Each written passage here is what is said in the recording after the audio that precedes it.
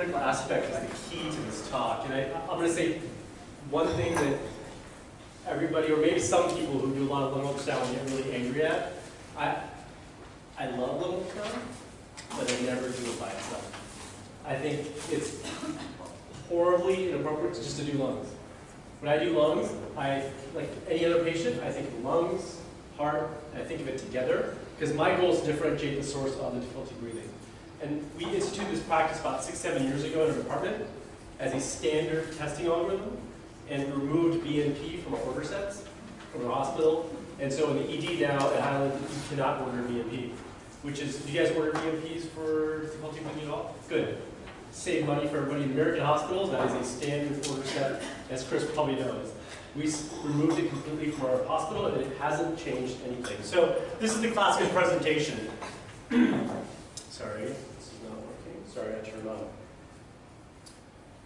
Right, this is the patient that comes in at 5 in the morning or 3 in the afternoon, rushed in by our paramedics, comes in clearly dyspneic, good pulses, hypertensive, tachycardic, and dyspneic. And it's always difficult to decide what is the cause of this. Is it pulmonary? Is it cardiac? And as we know, chest x-rays, which you can read all day in the AP format, are probably the most useless test in medicine. Right? You can argue that I have numerous times, if you've done enough of this, you will get the enlarged heart, signs of CHF, and you realize it's not CHF. Conversely, the poor inspiratory view, and there's always, when I was a med student, you just sit there and have somebody be like, oh, you can clearly see curly V lines, and you have no idea what they're looking at, you just kind of said yes. And I think that's the problem with the x-ray. It's an AP view of a patient laying there, very difficult to interpret in many ways. So I think the kind of basis for me, when I think of treating people that are acutely dyspneic, is that there's really kind of a basic algorithm I have in my brain. If it's pulmonary, I do one thing. If it's cardiac, I do another thing. And confusing them, sometimes you can probably do both and get away with it, but there are times that when it doesn't work, it's frustrating, because you have to go back, and you're, am I doing something wrong? Am I hurting the patient? And then the blood pressure drops precipitously. So I think that having an idea of what's going on up front allows you to direct care. And for me, it reduces the diagnostic quandary, reduces the diagnostic uncertainty. And I think that makes the biggest difference of all. So, for me, it's the evaluation of the acutely dyspneic patient. And I always talk about it in a symptom-based ultrasound format, in the sense that when you're looking at lungs, I intrinsically look at lungs, I move right to the heart, or vice versa. And I'll tell you how I kind of play this game when I teach my residents or my registrars. So either transducer is fine with me. If you want beautiful views of the heart because you really want to know ejection fraction and you really want to be specific, I think it's nice to use a phase-doing transducer. But a lot of times if you want a quick answer, what's nice about the curvilinear transducer is it gives you a generic view of the heart. You see the big things that are going on and you move right to the lungs. And so for some of our centers that don't have numerous probes, this probably works just as well. So we call it triple scale because it's really 3 aspects of it that we do in succession, probably in about 30 seconds, to start therapeutic intervention. Then when the patient is stabilized, much more comfortable, then we can come back and do more testing, which I think is the way we practice critical care. So again, echo for gross function, B lines, yes or no, and then I just check for the IBC. Again, the least useful one of the 3. But I think when you start looking at the first 2, you have an idea of what's going on acutely, and you can start the intervention now. Let's start with cardiac function. And I think Rachel and Chris talked about this a little. There'll be a little bit of overlap. And I think that when you look for gross function, since they've done this, I'll go through this fairly quickly. So again, the classic views I tend not to get 4-chamber views, not because I don't love them, I think they're the best view. If there's ever a dyspneic patient who comes in real distress, the chance of you laying them flat, rolling to the side, and getting a 4-chamber view, you'll probably intubate them in that view as well. So I think that a good peristernal long and a peristernal short is probably what you're looking for. And really, we'll talk about EPSS and also just looking at the anterior mitral leaflet as a marker for gross squeeze. I tell my residents, patients come in different sizes, they come with different pathology. So classically, I'm using the view that Rachel used. The probe marker is facing the right shoulder, and I ask them to slide up and down that sternum. Because in the hyperinflated patient who's a COPDer, that sternum will not visualize. You'll come much lower and get a nice view. In the patient who's 25, it's much higher. And I can't tell you exactly where it is. I could make up a number of fourth intercostal space, and I'm lying. So I think the beauty of ultrasound is actually identifying where you want to go. Start about the level of nipples and slide down as you go. You'll probably get a reasonable view to evaluate the heart. And again, the CT correlation is the lovely part, right? So that cut is exactly what I'm looking at when I'm looking at the echo. This is the actual anatomical representation. You guys all see the descending thoracic aorta. It gives that nice posterior landmark. And you saw the left atria to the left ventricle into the aortic outflow tract, which is beautiful because this represents exactly what I'm looking at. There's your descending thoracic aorta. When you look in this direction, that's what you see. That orientation makes sense to me. It makes sense to my learners. It makes sense to me because I can look at it clearly and look for a couple things. One, is there gross effusion? No. Two, is the mitral valve moving in a vigorous manner? Yes. And I think that in a patient in flash pulmonary edema, they're not having a mild decrease in ejection fraction. It's grossly bad, right? This is not the patient who comes in suddenly with low EF. It's yes or no. It's dichotomous. And if you want to measure, good for you. But I'm ready to see the next patient. This is bad, right? That's the dichotomy I want. That's the dichotomy you need when you're doing this quickly in a standardized manner. Again, not in a silo, but in conjunction with lung ultrasound. When you do both together, I think you get an idea of what's going on. Same thing. Does everybody see a trace pericardial effusion? Right? With poor anterior mitral leaflet movement towards the interventricular side. I'm not discussing diastolic failure, I'm not discussing systolic failure, I'm just saying, is there gross squeeze of the heart? Everybody can probably see the small pericardial effusion. You can probably see the coronary sinus here, which indicates to me, which is irrelevant, indicates to me some high pulmonary artery pressures. Fine. That's my quick view. Done. Here's another one, right? Grossly poor ejection fraction. Something I tell my residents, they're like, I can't tell, it's so new to me, I can't tell this. The first time I looked at an EKG, I thought I would just scribble on a bar. Now I see the ST elevation from about right there, and I think there's an ST elevation. That's just pattern recognition. That I can't teach, that takes practice. So EPSS, these guys talked about this, and this is something that's really useful. Again, less than about 8 to 10 millimeters is a bad sign. And when I teach people this, I tell them, look at the anterior leaflet and look for that space right there. If you want to objectify it by using a marker, a line, great. The hard part about that is I have my residents will put a line down here, they'll miss it, or they'll put it here, and they'll get it incorrectly. So I think that if you're going to do this test, you have to do it correctly. That's the distal leaflets. I think some people have a hard time with this. So sometimes I ask them just to take a visual estimation, look at the gross squeeze of the heart, and try to get an idea of ejection fraction. This is, again, that marker placed directly on the leaflets, and you're seeing the space is 2.72 centimeters. Too high, poor ejection fraction. And again, pretty normal, and then an abnormal. That variance, I think, on visual inspection, after you've done 10, 15 echoes, tends to be normal. My residents are like, well, I don't see a lot of poor ejection fractions. I'm in clinic or I'm in a setting. The benefit of knowing normal is when you see abnormal, it sticks out. It's the first time I saw free fluid in the pelvis. I was like, what is all that stuff? Why can't I see bowel? And you're like, because you're an idiot, that's free fluid. So I think that's the same thing. Yeah, I just want to reemphasize that point.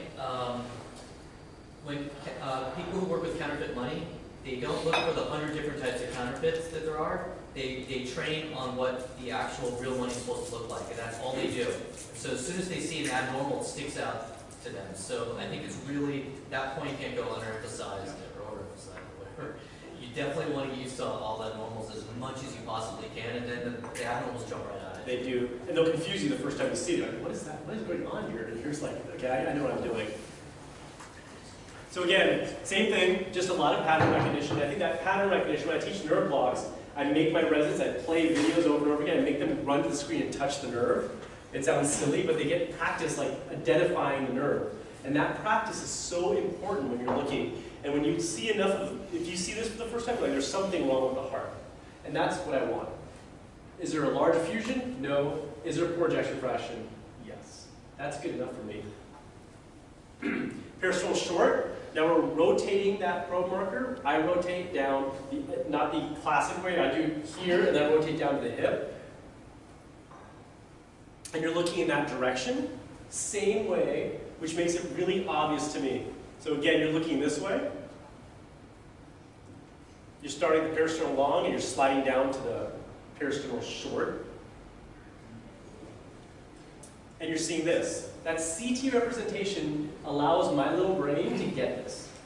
And it sounds silly, but I think when I get the anatomical correlation in my brain, I'm like, oh, I understand what I'm looking at. It's really hard for me as a 3D heart orientation, but this I can get. And this I can tell is a nice, concentric, normal squeeze. This patient is not going to have pulmonary edema. He just won't. Right? It's unlikely. This patient probably could go into flash pulmonary edema. And that's the differentiation I'd love to see. That visualization, that quantification is really relevant and important. So summary, right? Acute decompensated CHF. I don't use the term CHF, I use acute decompensated heart failure because there are a ton of people who are riding around a bus in Oakland right now or a bus in Melbourne with CHF. The ones I take care of have decompensated. Right? I don't care if you have CHF, I care if you're decompensated. Not in a mean way, but when they come in with just difficulty breathing. Learn the basics and focus on the mitral valve when you're looking at the peristernal lung. So once you get past that, let's go to the lungs. Because I do the heart, I slide right to the lungs. And again, I'm going to kind of break down the lung stuff a little bit easier. So again, I like the curvilinear probe because it gives you a nice big footprint. It's also the dumbest probe, and lung ultrasound is all about finding artifacts, so you want dumbness, you want the machine not to recognize all the intelligence that they're taking out. So I like the curvilinear probe. I put it about, people say mid-clavicular. Most people, when they think mid-clavicular, they think out here. Mid-clavicular is much more medial than you think. And I use the anterior lung fields and not the lateral. And people argue that, why aren't you looking down here? Why aren't you looking down here? Well, because I'm doing this quickly, and I want to know if they're in full failure. I don't care if you come in with a little bit of failure. You're not going to be huffing and puffing, right? You're going to be sitting there comfortable. And the patient's acutely decompensating in front of me. What's nice is they're going to sit straight up. I'm going to look right here and slide down. If I see B lines bilaterally with poor ejection fraction, I've made my diagnosis. So again, this is the linear probe. And the beauty of the linear probe is higher frequency. It's much better in visualizing that pleural space. Most people are comfortable with lung ultrasound. So I'm just going to go through this fairly quickly. You're looking in that kind of green space, and you're looking for that normal sliding, which hopefully this isn't wet. So that's what you're looking at. You're seeing that right there. You're seeing that lung sliding. And the beauty is, this is your parietal pleura. This is your visceral pleura. These are your alveoli. And that little bit of fluid in there gives you that normal lung sliding, because you can visualize the pleura below it. Does that make sense to everybody? That's normal. And with a high-frequency linear probe, you see these little lines that are not B lines. They're normal artifactual data because you're using a high-frequency linear probe. Normal. They're called comet tails, whatever term you want. These are derived, and I'm sorry for this graph, this has got a lot of playing time for me to do, is that sound waves come down and hit between air and fluid and give you this artifactual line, which is normal. Normal with the linear probe.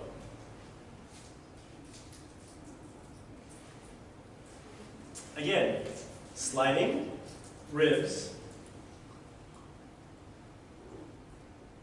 parietal pleura, visceral pleura, abutting each other, and you can see it normally sliding. That's normal lungs. Those are your comet tails. In a patient with a pneumothorax, as we know, air gets between the visceral and parietal pleura. Because of that, you're unable to see anything below the air. So you only visualize the parietal pleura. That causes lack of lung sliding. Does that make sense to everybody? That is the mechanism for this patient that my chairperson was scanning. He's like, what's wrong? I'm like, I think he has an pneumothorax. Fine. That's basic lung physiology. Right? You can't see the visceral pleura because there's air between the visceral and the parietal pleura. So that's the high frequency linear probe, where you're seeing skin, muscle, ribs, and artifact below it. Correct? But now we're going to move to the curvilinear probe. And the beauty of the curvilinear probe is it's a little dumber. It doesn't give you that detail.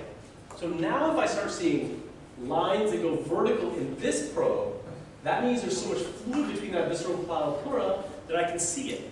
And I'll explain that. This is your normal.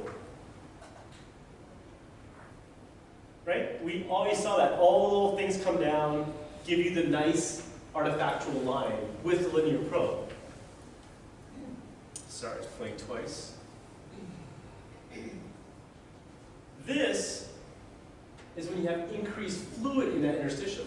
So if there's increased fluid between the visceral and parietal pleura, that thickening makes the lines much more. And you can even pick it up with a dumb curvilinear probe. Does that make sense to everybody? So if you're seeing, again, this is I apologize for the linear probe. If you're seeing this on the curvilinear probe, that blue space has gotten bigger. That's fluid in the space. If it's diffuse all over, and you have a bad heart, you defined acute decompensated CHF. This occurs with anything that increases fluid between the visceral and parietal pleura. So if I punch Chris in the chest really hard, and he gets a big bruise, he'll probably have some V lines there. Right? They arise from the pleural line, they're well defined, they move with lung sliding. The 3 per space I care less about, it's a nice concept. And they reach the screen edge. Again, that's really important. People commonly use it to about 13 to 15 centimeters. That's a V line. When they're all over the place and numerous, that is interstitial syndrome. In the setting of low ejection fraction, you define acute decompensated cardiac. A lines, which are normal. These horizontal lines. Normal, COPD, asthma. B lines, abnormal or pathologic.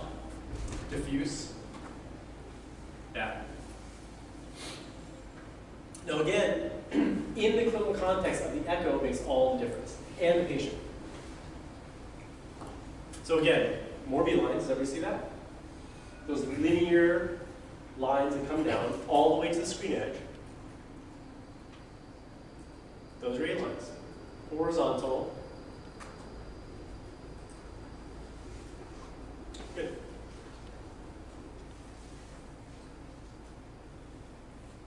Again, A lines and B lines.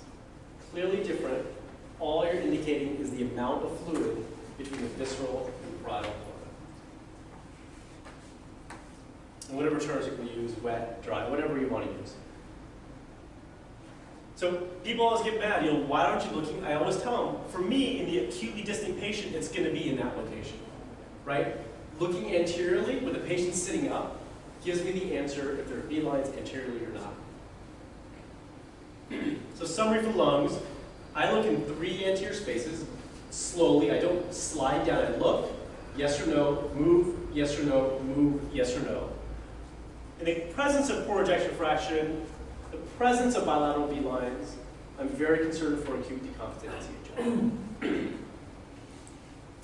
So the caveat we talked about with the anterior lateral fields, again, you got to use this in clinical context with the echo in hand.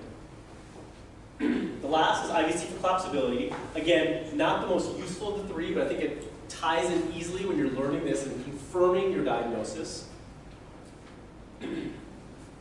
And again, the idea being that you're going to look in a cephalad orientation and look at the IVC as it comes up into the right atrium, excuse me.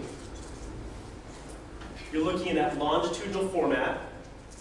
Probe marker sitting there, kind of tilting forward, looking at the IVC as it enters into the right atria.